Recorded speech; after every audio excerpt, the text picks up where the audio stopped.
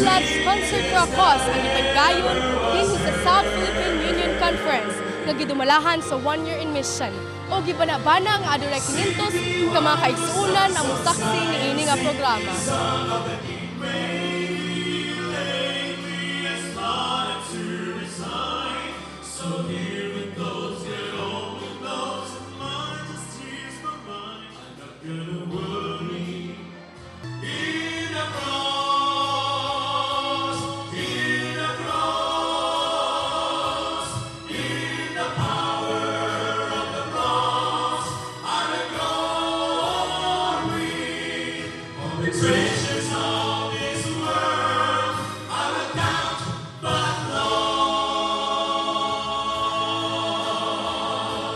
Ang kaning concert focus is ginitiate sa UIM 1 year in mission tungod kinakita sa Sulads Comprehensive High School kay tungod nakita na mo nga there is something we can do for the missionary work.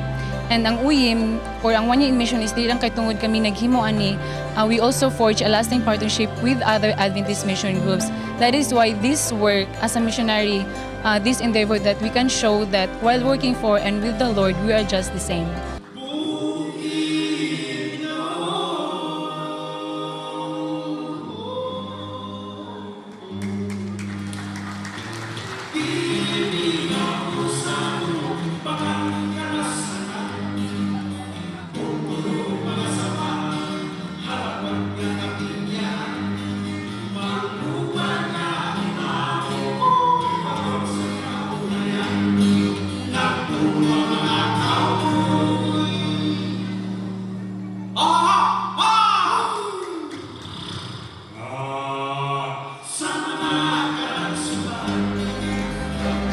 Nakatabang kini sa pag-iusa, pag-uplift sa mga nagkaluyang nga mga kaugalingong kalag.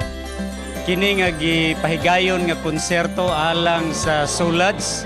Dako among kalipay kay nakatampo sab kami. So kami nagapasalamat sa mga kaigsuunan nga nagasuporta sa ato nga eskwelahan nga nahimutang diha sa among lugar sa bukid sa Santo Domingo, Lumintao, Quezon, Bukidnon. Atong hibaluan nga kini nga programa dili lang aron nga kita malingaw, dili lang aron nga kita madasig. Apan kini dako makatabang sa atong mga kaigsuunan nga mga lumad didto sa kabukiran. Kini si Aegis and Panimbaya kaninyo, Panimbaya.